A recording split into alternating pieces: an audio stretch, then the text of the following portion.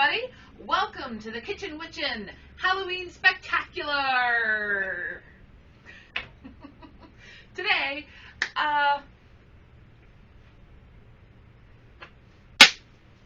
hey everybody.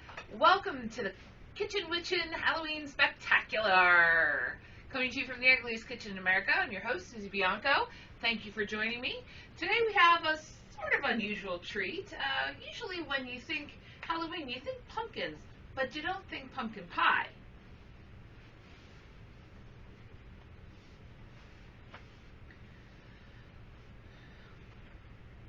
So today, since we cut open a ton of pumpkins, we're going to make pumpkin pie.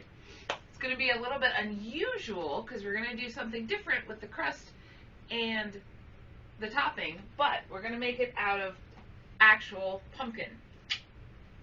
So what we're going to need is, that's wet, okay, we're going to need a pie pumpkin or a can of pumpkin filling. We'll talk about that later. Granulated sugar, cinnamon, allspice, and ground cloves, sweetened condensed milk, 1 small can, about this size, 2 eggs.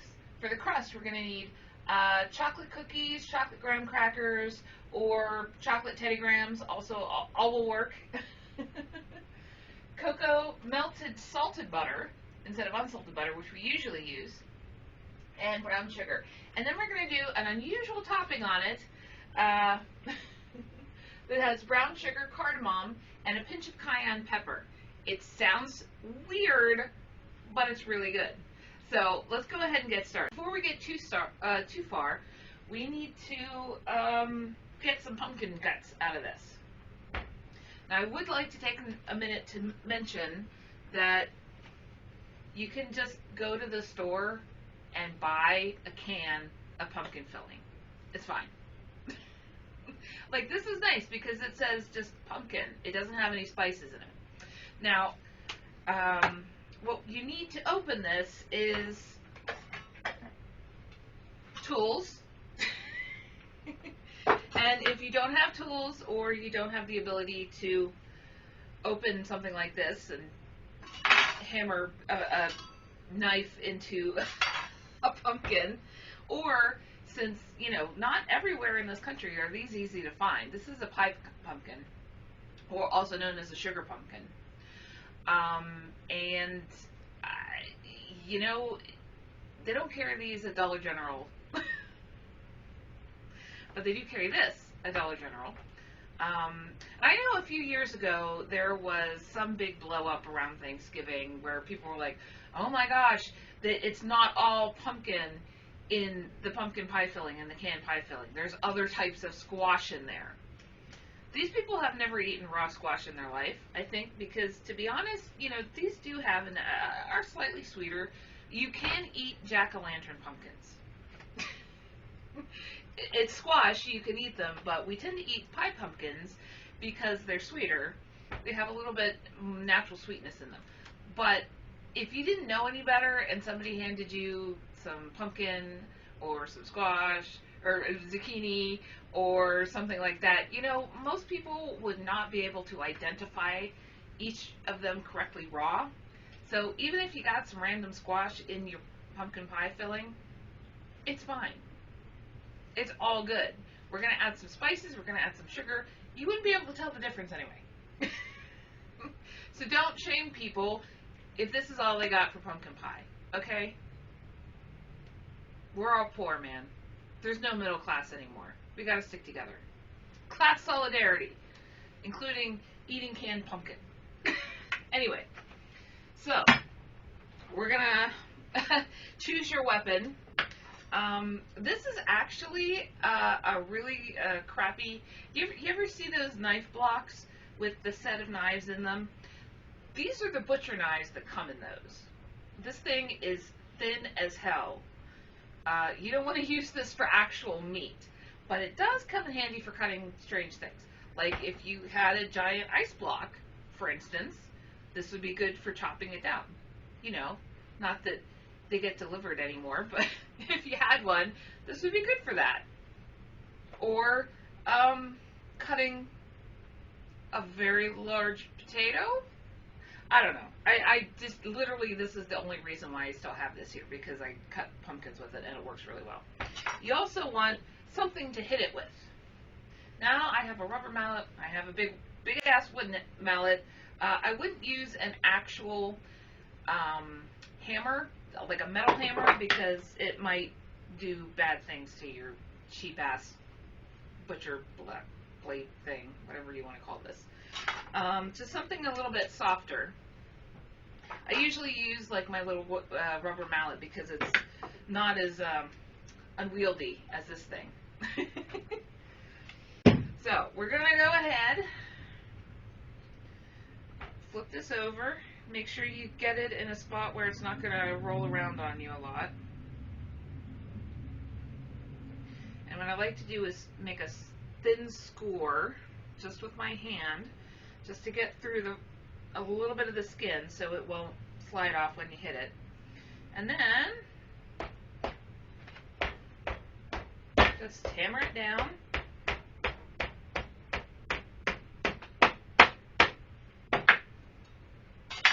We're just going to go ahead and pan here. Oh, there we go. Split it. And yeah, that looks a little weird in there. It smells a little weird too. I don't know what's going on with that. Anyway, so we can put our tough hand tools to the side because we're going to switch to, well, the exact same thing you would use if you were gutting out a jack-o'-lantern. Literally. And what you want to do, there we go. Oh, before you do this, go ahead and preheat your oven to 350 for an hour. We need to roast the actual skin of the pumpkin.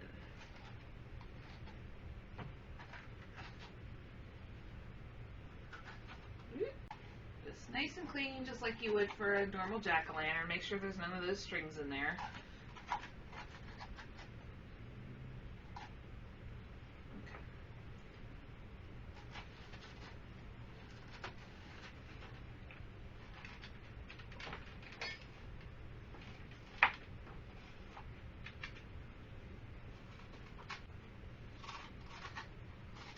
Make sure you get it nice and clean. Alright, once your oven is preheated, we're going to go ahead and take some aluminum foil. You don't need much. You kind of form it around your hand and shove it inside. Now what you want to do is cover the lip of the flesh, but leave the outside skin uncovered.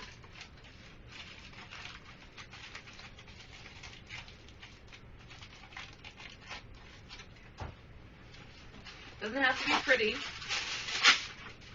We're just cooking it down so that we can pull it out and blend it up and make it something much prettier than this. Okay. So we're going to go ahead and take a cookie sheet, and once your oven is preheated, pop them in. And let it go for about an hour at 350. That should be enough to roast everything nicely, get the skin nice and soft for our next step so that we don't blow up our blender. Okay, it's been about an hour, so we're going to go ahead and pull out our pumpkin.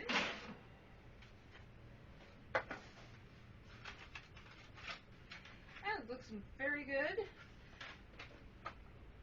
And it's pretty soft. Whoop. So we're going to go ahead and set these aside and let them cool a little bit and start work on our pie crust. Now, we could make a very traditional pie by using a normal piece of pie crust on the bottom, filling it up with our pumpkin, and then giving it a lovely sprinkle of cinnamon on the top. Very traditional, very delicious, of course. But we're going to do something a little bit different this time. we're going to make a chocolate graham cracker crust. So, you need to grab your graham crackers. You kindly notice these are not chocolate, despite the picture looking like they're chocolate. Thanks, Honey Maid. So, I realized about 2 hours ago when I was prepping for the show that these are actually normal graham crackers, not chocolate graham crackers. So we're just gonna like pretend that I didn't massively screw up. Okay, these, for all intents and purposes, these are chocolate graham cracker crumbs.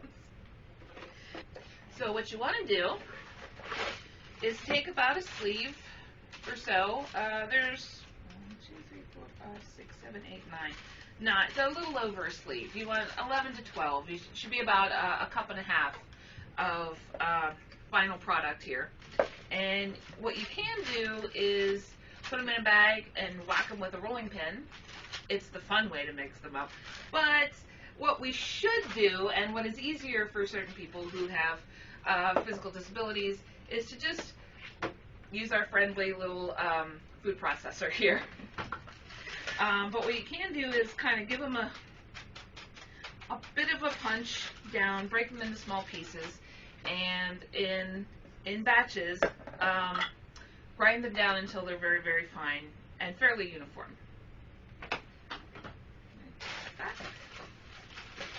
And again, that's about a cup and a half. Go ahead and preheat your oven for 350 degrees for 8 minutes. Well, that's the baking time. Go ahead and preheat it for 350 degrees.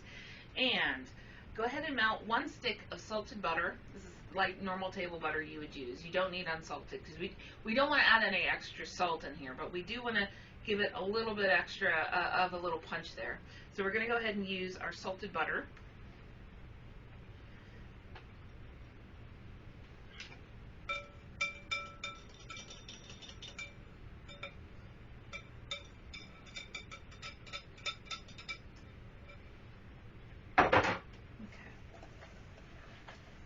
And then we're going to take, let's see, okay, 1 tablespoon of cocoa.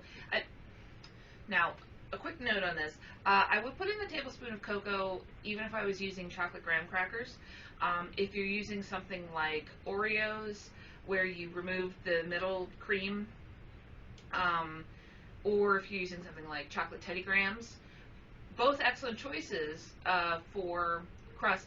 I would either leave it out completely or have it, if anything, because they are really already going to have that nice extra chocolatey taste. I choose graham crackers for this just because due to the constraints of filming, I thought it would be easier to deal with the nice uniform shape, and plus I felt awkward pulling all of the cream out of the middle of the Oreos just to throw it out because I hate the cream in the middle of the Oreos. I like the chocolate cookies more. Like I don't need this. No.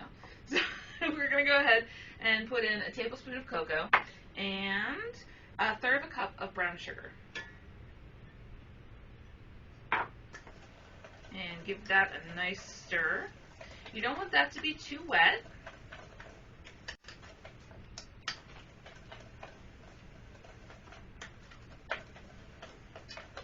And you can mix this with a hand mixer if you want, or you could just mix it with your hands, which you know I love to do. I think it's the best. It's the best way to do this. Now you want it to be just kind of moist. And then we're going to go ahead and grab our pie plate. And grab some butter. We're going to go ahead and butter this real quick.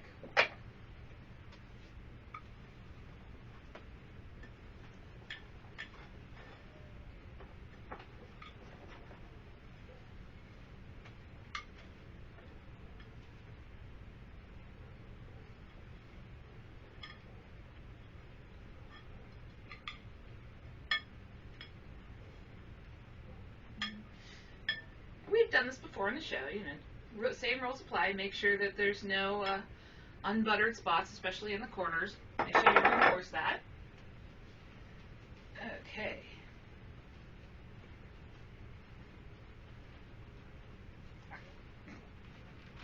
And then we're going to go ahead and just put a thick layer down. And I know we did this a little bit differently with our no-bake cheesecake in our unbaconing episode. Of course, it's pretty much the same thing, but we're going to bake this one.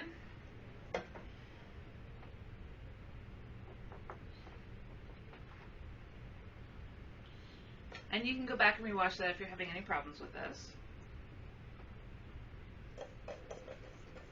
There we go. All of that out there. And then we're going to take, just, you can use a measuring cup, or you can use your fist if you want. I did that in the last episode, and that worked okay.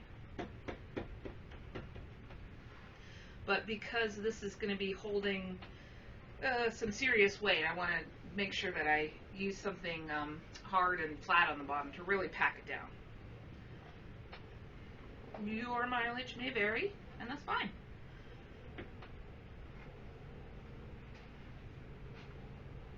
And you can also just go to the store and buy a chocolate graham cracker crust if you want. That's fine. It tastes the same and it's less work. But, if you were curious about making them.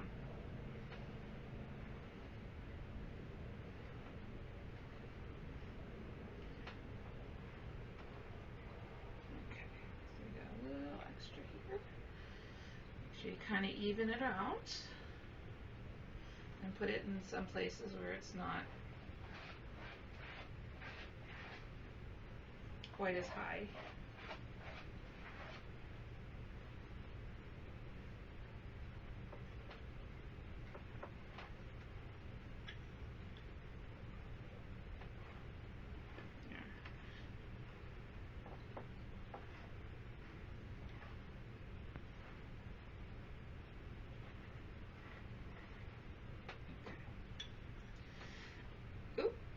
I messed that up already. Ah, that didn't take long. New record. Okay. I think that's pretty good. We've got it all nicely covered and we've got it packed in pretty tight, so we should be good with that. Oh, I just discovered a crack.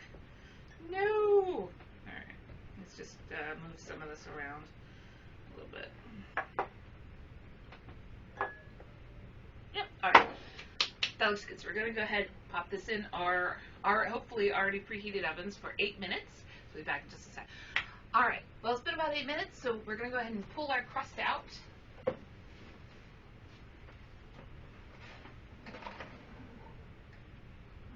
That looks very nice.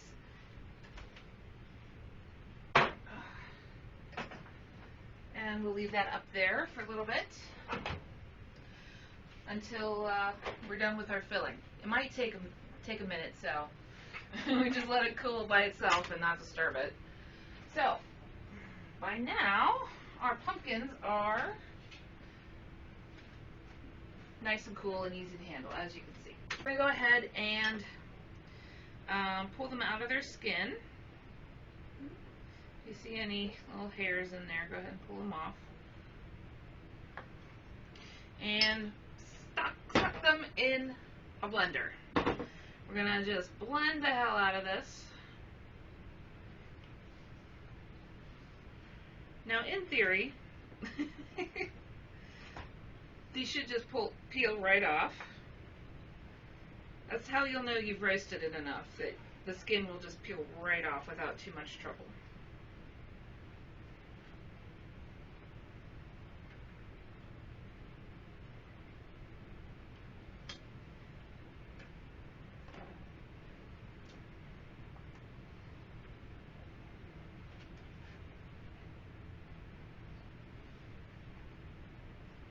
You might need to help it along the edges.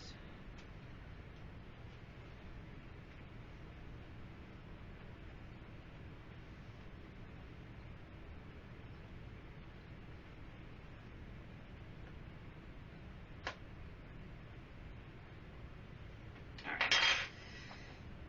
Now that is going to be our future pumpkin pie. So I'm going to go ahead and give it a bit of a quick chop down. I have done this without chopping it into smaller pieces before, and it will sound like it's going to blow up your blender. I do not recommend it. Just give it a quick chop into smaller pieces. Seriously, it's just easier, and it won't take 2 hours to blend through.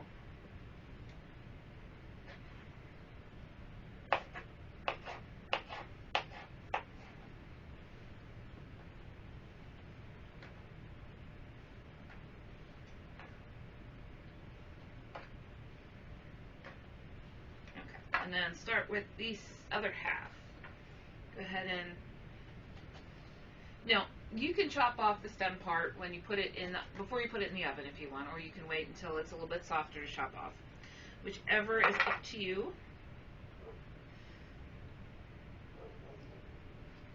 And go ahead and peel this off too.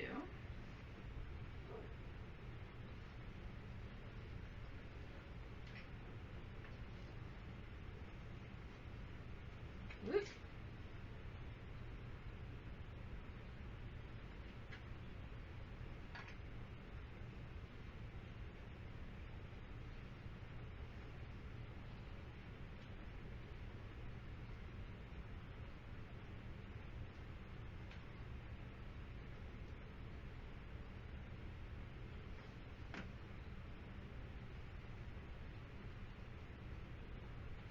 And make sure if you're at the stem part, you get all of the stem off and there's nothing left on your flesh.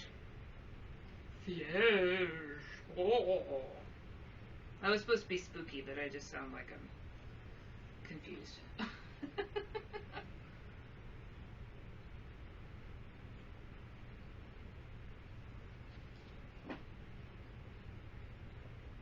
Now this part is a little bit tough. It may not have quite roasted enough. So we're just going to go ahead and get our spoon in there.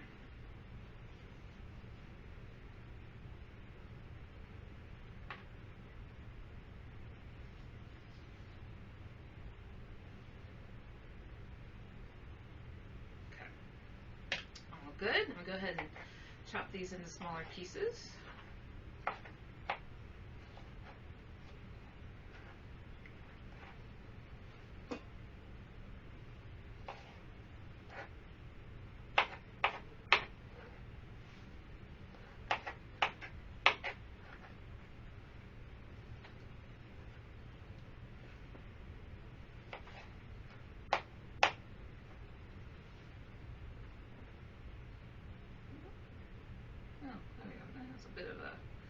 If you have anything that's like way tough and overcooked on the ends, go ahead and chop that off too.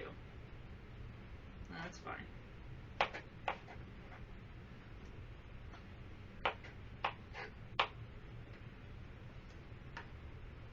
Now, as you can see, this is a lot of pumpkin.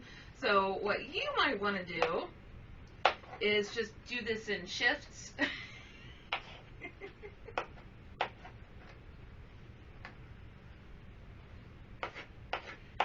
Just so you do not overload your blender. Okay. And we can go ahead and toss this out. Or if you compost, go ahead and pop this in your compost.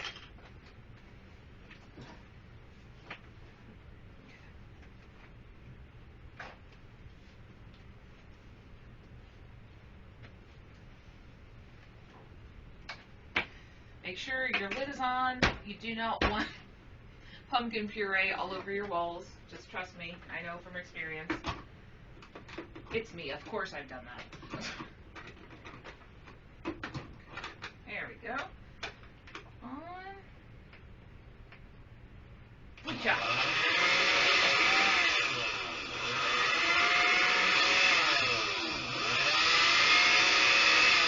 It might be a while.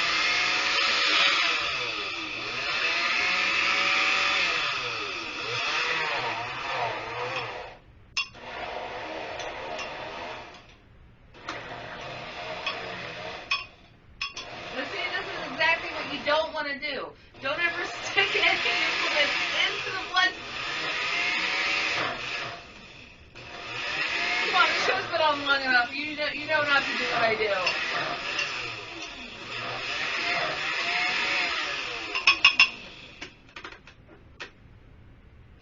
Okay, clearly this is going to take a while, so we'll be back in a couple of minutes once I manage to get this all cut down.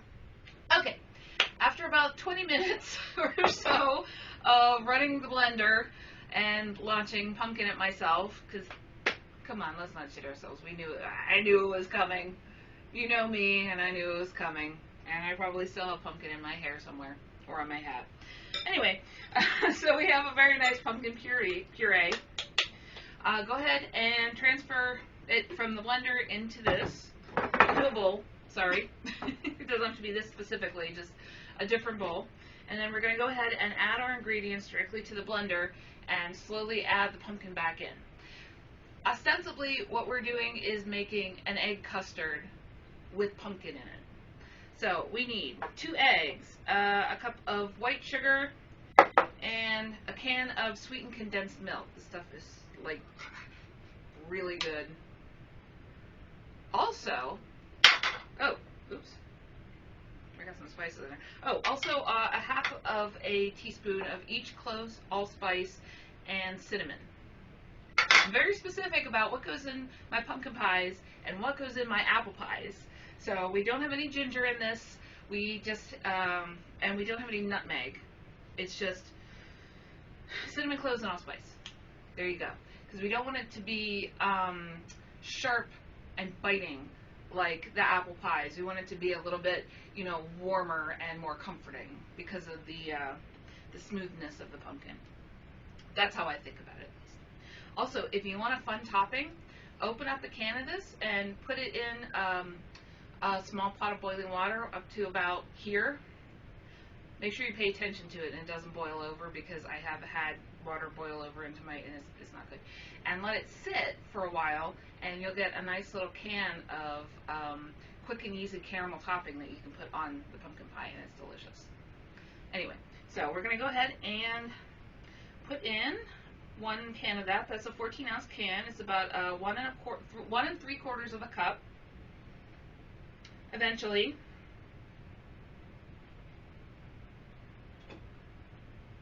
okay, spatula time.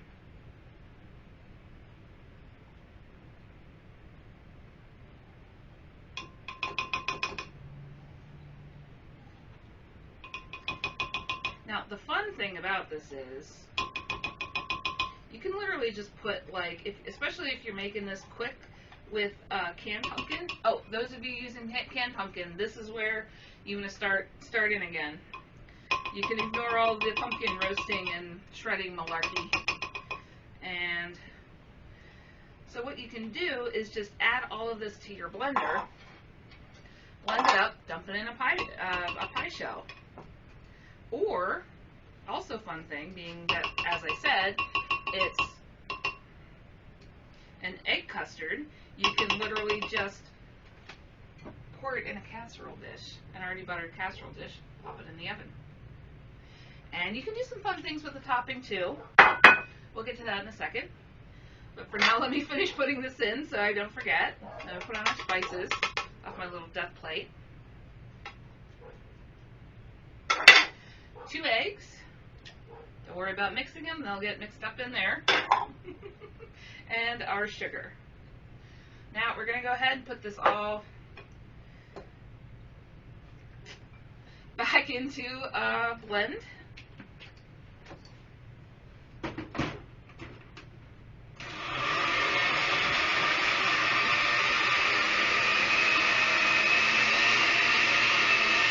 And it works better than it did with the pumpkin. A lot faster.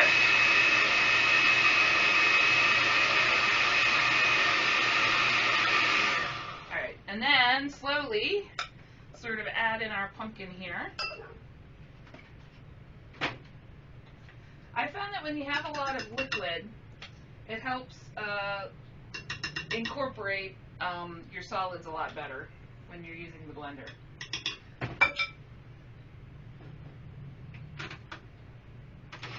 A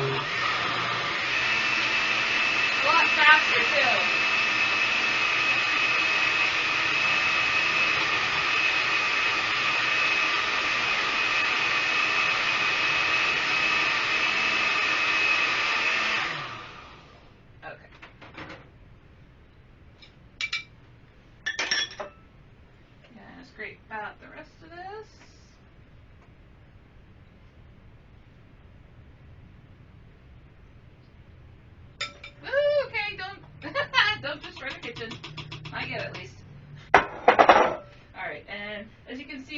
spice is all stuck on the wall. So just like if we're stirring it in a bowl, we're going to go ahead and scrape the sides down to make sure everything gets incorporated.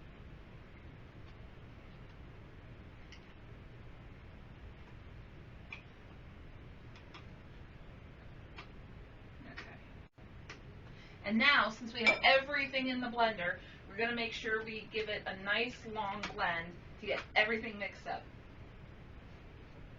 Come on, smoothie! Pumpkin smoothie.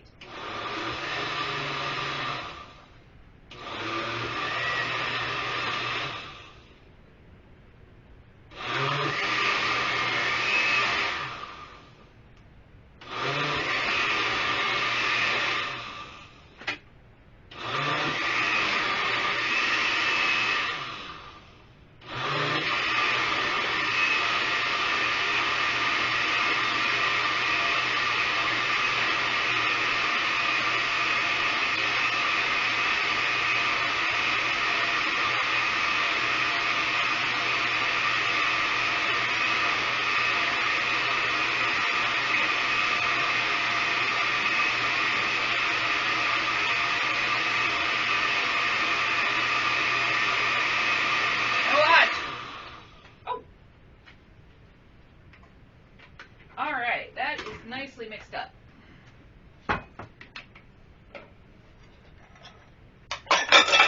Whoop! Just kind of throwing stuff everywhere. You've seen the show. Alright. Now, we have that all nice and mixed up. But before... Oh, I almost forgot. I always forget. Preheat your ovens! 325 for 45 minutes. I need to put a sign on one of my lights that says preheat oven, because I always forget to mention it until it's too late. Alright, so now we're going to work on the topping. Now, like I said, you can just do the traditional sprinkle of cinnamon. It's elegant and understated and quite lovely. But there are other things that you can put on.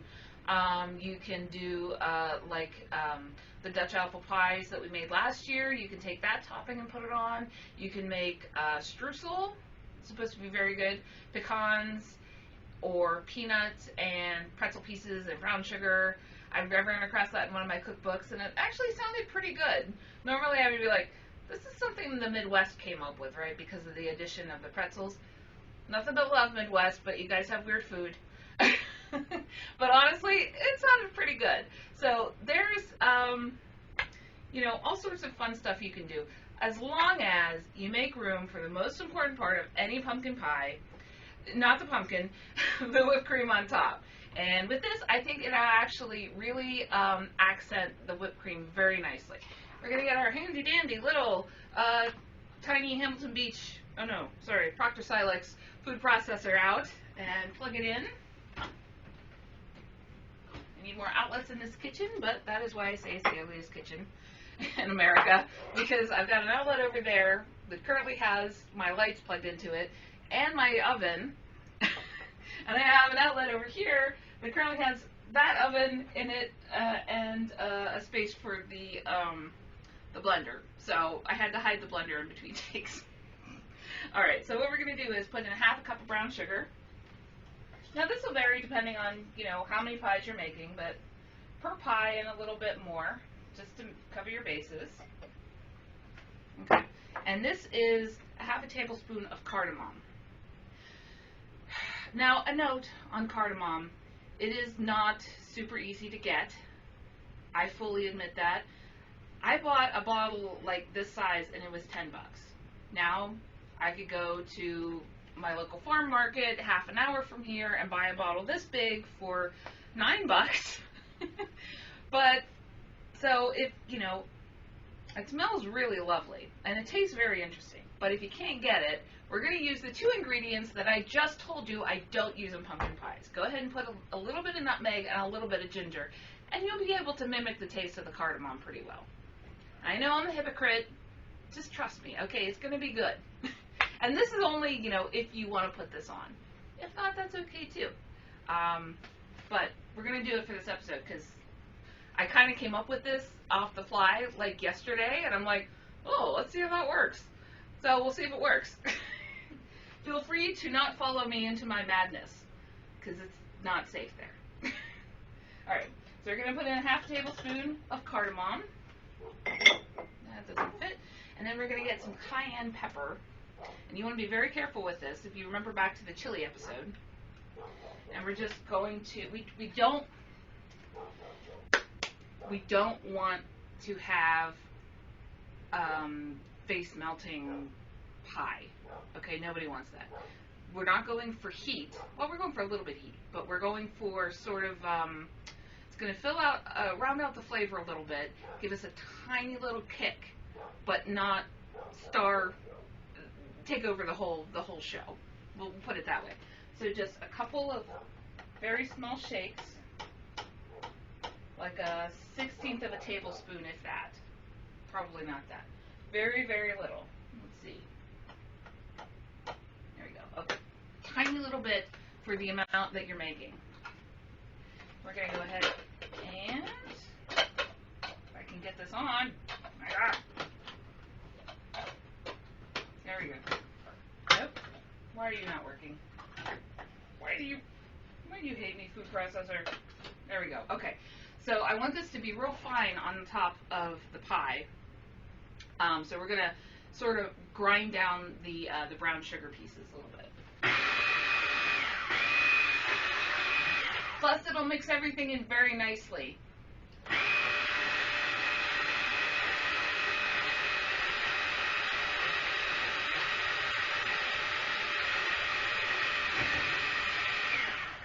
You know, give it a shake.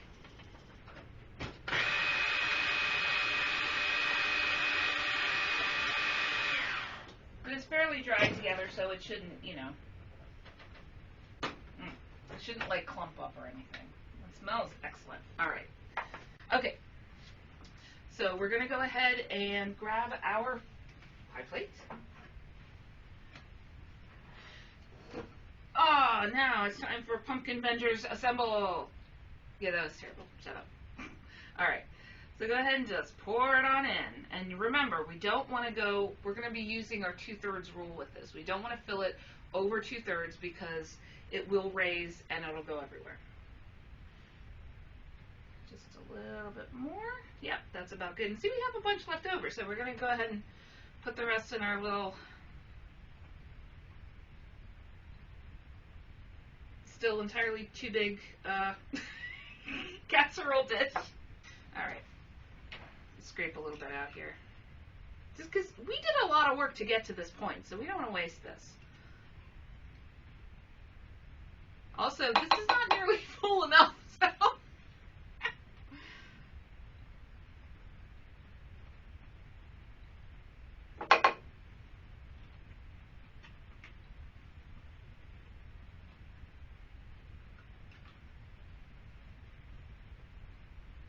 Okay. We'll get to that later. Alright. And then, in the meantime, let me just pull this blade out so I don't cut my finger in half again.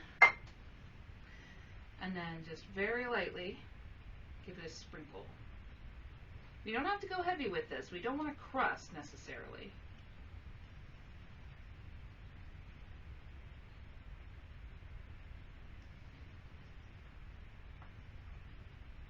We also don't want it so heavy that it sort of sinks down in while it's cooking.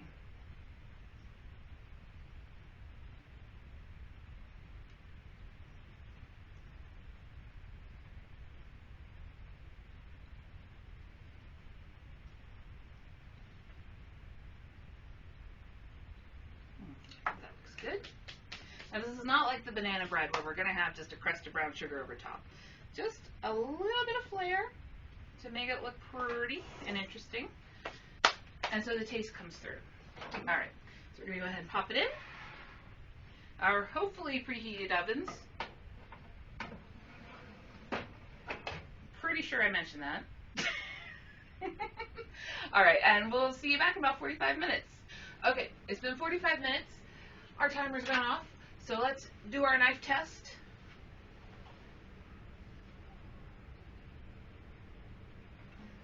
Yep, looks nice and cooked. I don't see anything on the knife. pull it out.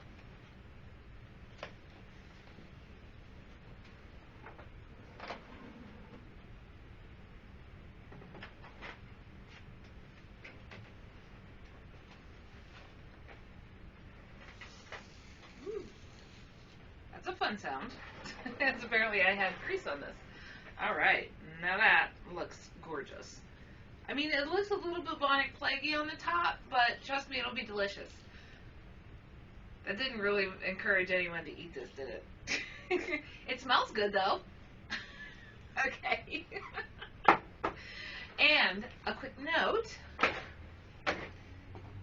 while you're cutting up and disemboweling your pumpkins, which, again, delightful, make sure you wash out and save your seeds. Stick them in a baggie in the fridge or in some Tupperware in the fridge, because in a couple of weeks we're coming back for the next episode and we're going to make roasted pumpkin seeds in a couple of different really delicious ways.